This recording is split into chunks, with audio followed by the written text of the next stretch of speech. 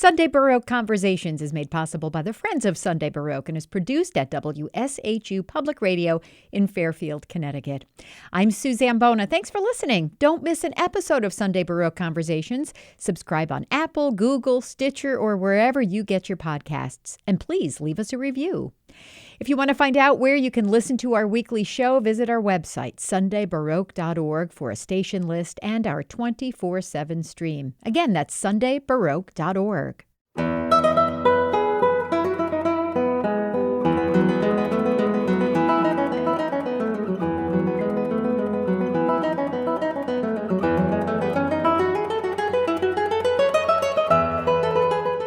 Grammy-winning guitarist Jason Vieaux is a performer and teacher. In 2012, he launched the Jason Vieaux School of Classical Guitar at Artist Works, Inc. He also co-founded the guitar department at the Curtis Institute of Music, inaugurated the guitar program at the Eastern Music Festival in 2015, and has taught at the Cleveland Institute of Music since 1997. Jason Vieaux joins me on Zoom to talk about his life and music. Welcome. Thanks, Suzanne. It's great to be here on Sunday Baroque. So how and when did you start making music, and was guitar your first instrument? Well, it turned out that guitar was my first and kind of only instrument. I got into music through my parents' vinyl, LP collection and singles, 45 singles. My mother had tons of these great, soul and R&B singles, the Stax, Motown, some of the kind of the 50s stuff, Carl Perkins, Elvis, that kind of thing. But I really gravitated toward her albums, Beatles primarily, and like the Animals, the Mamas and the Papas, kind of the 60s stuff. And my dad's record collection was entirely jazz, which I liked certain things, certain cuts, and that kind of thing. And jazz was something that kind of grew on me a little bit later, like in my teens. So my mother, noticing that I spent an awful lot of time for a 3-year-old or 4-year-old, 5-year-old, sitting by the record player, putting one record on after another. Like I was kind of obsessed in a way, as much as a 4-year-old could be obsessed with music. The Bay City Rollers were around at that time, and I thought they were kind of like the Beatles or something, in your little kid mind, stuff like that. So she really fostered that, and then one day she brought home a guitar, unwittingly brought home a classical guitar, like a 3/4 size.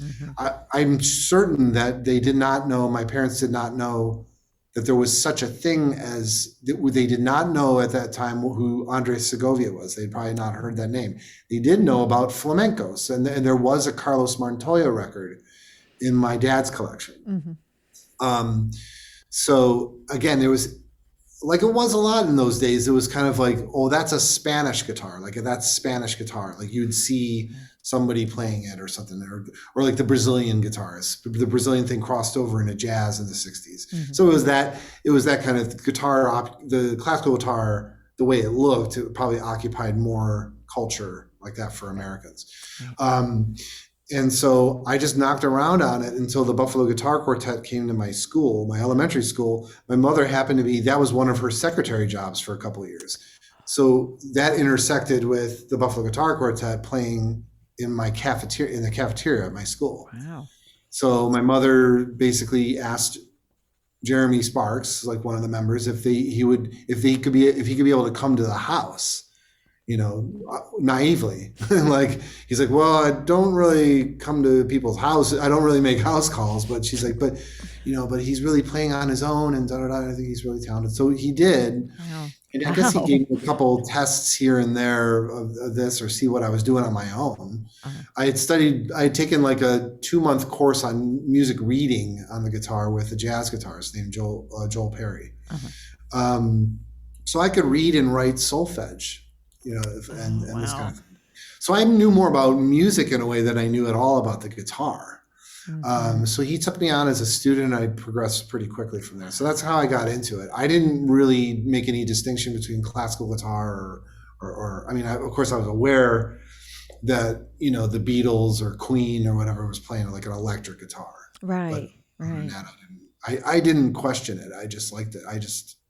practiced and did my next lesson Right. goals and stuff like that. Right. So Sounds like you were pretty single-minded about it, though, pretty early on. I mean, if you were already taking the initiative to do all of the studies that you did on your own, did you kind of know? Did you kind of know that music is your thing? no, I mean, when you're okay, when I really started lessons, I was right around my 8th birthday, and so when you're 8, you kind of think, well, if anyone was doing this, you don't even really think that deeply about it. You just assume that there would be maybe a lot of other kids that were like that. Right. Later on, I learned even from my colleagues at the Cleveland Institute of Music when I went to college that. Yeah, I guess I'm really not. I'm really okay with the kind of practicing thing, Yeah. and yeah, I'm really okay with like learning about theory and ear training. It started to dawn on me that I was pretty serious about it, and not just in a very happy way. I just, and then later as a teacher, when I began to teach professionally, it really did sort of dawn on me more. And colleagues would be like, "Oh yeah, you were practicing like 5 hours a day. You were always, and around my classes and stuff." Right. So yeah, I guess it was just something it didn't feel like work to me. Yeah. I'm so glad you brought up teachers because and you talked a little bit about a couple of your teachers, but I'd love to know, who were some of your most influential teachers and, what did they impress on you about your making a life in music, for one thing, and also how your teachers and your experiences being a student, how does that affect the kind of a teacher you are? That's a great question. I had 2 primary teachers. My first one, of course, Jeremy Sparks of the Buffalo Guitar Quartet, growing up in Buffalo. And then I graduated high school and went to Cleveland Institute of Music. And that was the main real draw for me was, of course, John Holmquist, the guitarist there, here. This is where I am actually, where I'm doing this interview right now is actually at one of the schools that I teach, which is my alma mater. I'm in a Cleveland Institute of Music teaching studio right now. So when I studied with John, this would have been 3 doors down from where we did our classes, he didn't talk all that much about professional kind of thing because really his main sort of thing that for me was actually to get my technique together. Which was a bit of a shock to hear because I didn't understand at that age when I just turned 17. And I didn't understand that there was a difference between facility, right, which is what some people call kind of like a natural aptitude or ability on the instrument, like the fingers and such, like between that and technique. Like technique is knowing how the joints, muscles, knowing how they work. Like and knowing what's efficient, and I was like a caveman, like on the instrument. I just played, and I had very few teachers in master classes from 11 to 17 say like, well, you've got to really work on your mechanics, like you got to work on your golf swing, right? It's like when I was a teenager, basically, I think most players saw that, wow, he hits the ball really far for a 13-year-old, and wow, he's got a great approach iron shot and a great chip shot, and he's putting great. So I don't know. It was almost like they didn't really say much of anything, except for David Russell, the great Grammy-winning guitarist. He told me that at 14, I need to learn how to practice slowly and get control through practice over my pinky finger, my left hand. So then John was really that and then some, like on the right hand and this kind of thing. He's like, you have a lot of facility, but you don't really have any technique. Your technique, he said, he used the word sucks in my first lesson. So I was like, okay, and all right, but I sort of bought all into that. So that was really what I studied with John mostly the first 3 years. Then I won in sort of ahead of his schedule a little bit, the guitar competition that, at least on this side of Atlantic, I mean, someone would say in the world is the one to win. Kind of like I guess what Queen Elizabeth would be for the violin or Chopin for the piano or something like that. It's the GFA competition, Guitar Foundation of America International. And so I won that the fall of my junior year. And then the prize to that was like a 53 city tour. So I played the same program like 53 times, which was great. So after that, then John began to talk to me a little bit about his impressions of his perspective on professional matters. Mm-hmm. But yeah, so those two had a real big impact on me. And I also studied with David Leisner for a while at Bowdoin. I got a scholarship to go to the Bowdoin Music Academy, which is a summer thing for like a few weeks. And that was, I learned, again, through David, I learned a lot about relaxing my upper body, how to play. It sort of continued the thing with John on low effort. Yeah. Relaxed playing and using low effort. Yeah. So I often like to ask musicians about the instruments that they play. And as you're a guitarist, I would be remiss if I did not ask you, first of all, how many guitars do you have? Oh, yeah. Yeah, that seems to be kind of like a thing with guitar players. I'm very unlike guitar players in that way, in that I actually yesterday, I just picked up the guitar that I made my first 2 commercial recordings on, Naxos, in 95 and 97. Wow. I picked that up from the local guitar dealer's house. He had been actually just keeping it for me because his place is like really well climate controlled. So I felt like it was, but then he said, I can't actually keep this here anymore. You have to take it home. So I have 2 guitars now that I get. Wow. No, I have 3. I still have my Fisher, my Paul Fisher guitar from England. It needs some work on it because I did so much touring every year on all these things that they need a little bit of restoration work. Any guitar that goes through that kind of thing for 10 years needs some restoration. Yeah. So, but then the current one I've been playing for, the luthier I've been playing for about 15 years now is Gernot Wagner, German luthier out of Frankfurt. So, yeah. Oh, cool. All right. Well, that is very unusual. That's it. I have my Wagner, I have my Fisher, and I have the Vasquez Rubin. I mean, that's such restraint. Yeah, because I don't have like a guitar. I don't have like a guitar fetish or anything like that. I don't. They're really just kind of like they're merely like a vessel or something that I'm trying to manipulate, and I don't. Yeah, I don't collect them at all. Well, good for you. Some of my guitar playing friends are going to be just shocked when I tell them this. Yeah, it's true though. Everybody assumes I have like 20 to 50 guitars. Right. So I know that box music is important to you. Big part of your repertoire. You released your first volume of recordings of Bach works back in like 2009, I think. Now here it is, April 2022, and it's taken until now for you to release volume 2. Why the long gap? What's going on?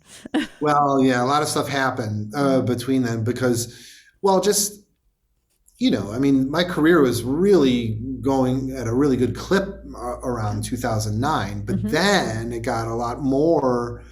There was a lot of decisions to make because I met my future wife in 2010. Then 2011, I got asked to help start the Curtis Institute of Music Guitar program. I've been teaching there since.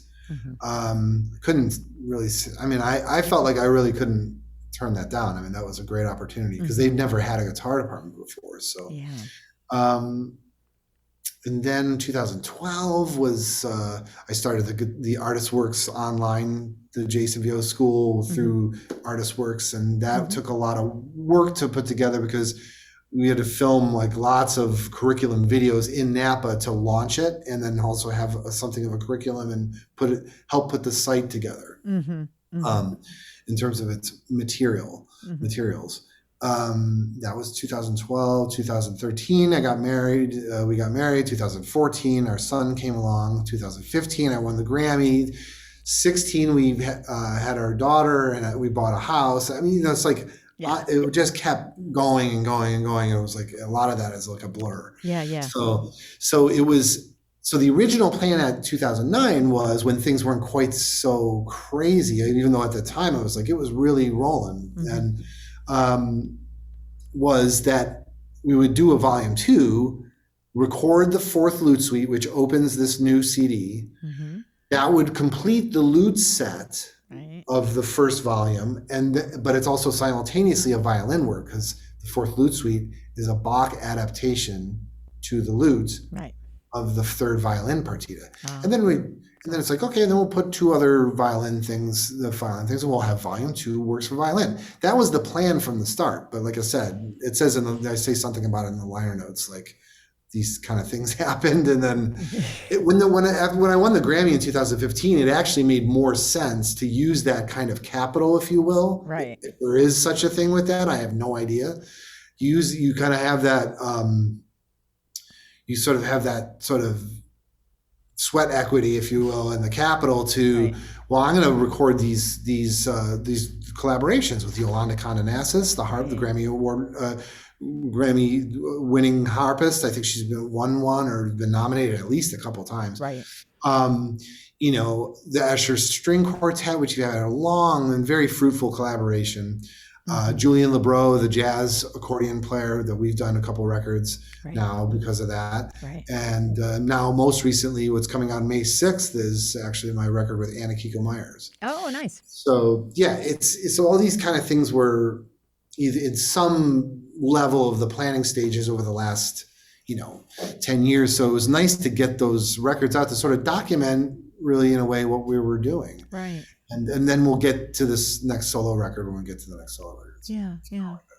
So, a lot of people, a lot of musicians and of many different genres, not just classical, will really speak very reverently about Johann Sebastian Bach. And clearly Bach is important in your in your life as a musician. Right. I mean, he's okay. Yeah, he's okay. But I'd like to know what do you have any theories? Like, what is it about Bach? Do you have what is your? He's like I don't think anyone's really surpassed him even really in composition as a composer.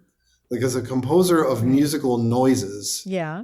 He's still like top drawer. I mean, he's still, So, and what's nice, what we all know about Bach is that he's really adaptable to many other instruments. Yeah. So for guitar, which is kind of a polyphonic cross between a string instrument that you can make it sing with vibrato and kind of, in a different way. Of course, we have to push and pull the string to make vibrato. Right. It's a little bit more labor intensive. Mm-hmm. But the combination between that and the fact that it's also piano-like or harp-like in its polyphonic, meaning we can play many different voices on it.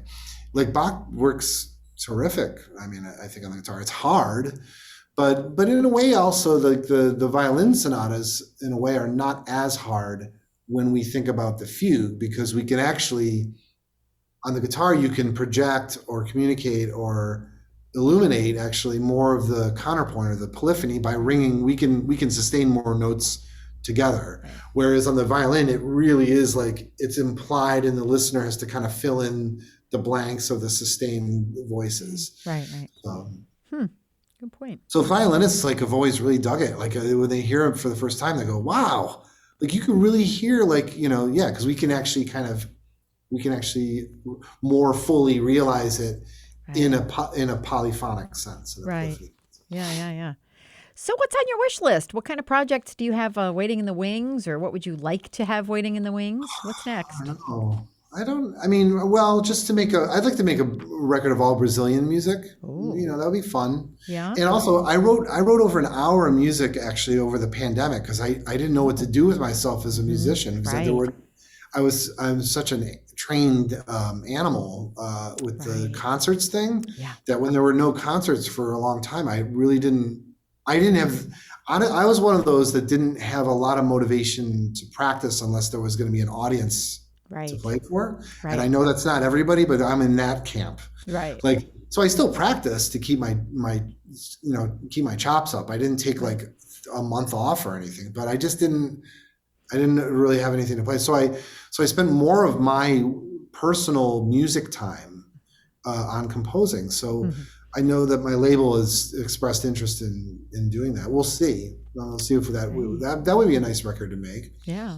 And maybe some classical era stuff. I love the early 19th century guitars. A lot of the guitar music from that period. And so we'll it's actually I've gotten a lot of concertos. I've gotten a few concerto things out now, and a lot of the collaborations now are kind of, I've checked in a way, sort of checked those boxes. So I'd like to actually make more solo records now. Yeah. So the music that you composed, how would you classify it in terms of genre, or would you classify it? I mean, is it classical? Is it inspired by any particular era? Is it more Latin? Is it more jazzy? What do you write? What do you compose? I would classify it as perfectly harmless. Isn't that a genre? That should be a genre. I'm not Perfectly sure. perfectly harmless. It's a playlist. Here's your perfectly harmless playlist on Apple. No, no. I mean, it kind of ran the gamut between like intermediate level etudes actually for students that are been playing for 5 or more years or 10 or more years. And then I did some concert pieces. I did one actually at the pandemic that was kind of an elegy for when so many people had died. Right. That was one of the first ones I did. It just what I noticed about the concert pieces that I did. Another one was called Home. I didn't know what else to title it. Another one was called Grumble, and then another one was called I learned how to play Mario Kart with my son.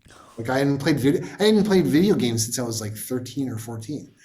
So here I am at home and like I'm playing like, all day, like every day with my kids, which was awesome. Yeah. And so I learned like how to play video games again. And so, and then there was another piece too. I'm not remembering, but I would play these things in these virtual recitals. I actually ended up playing like about at least a half an hour of these things on the virtual recital thing. Oh, cool. So it's definitely classical based. There's definitely influences from, I suppose, like kind of Latin American and strains in Latin American jazz or rhythms. That's kind of the stuff I tend to listen to. But it's not there's no effort. It all just sort of like flew out of me in terms of, it was really easy actually to write. Wow.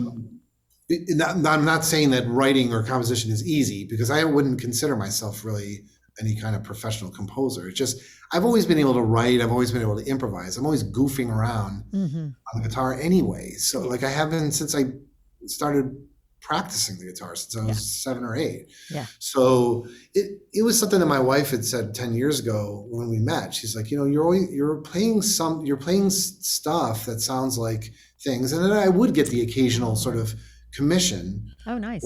Or a thing like even before the pandemic, I got like a couple things that I play.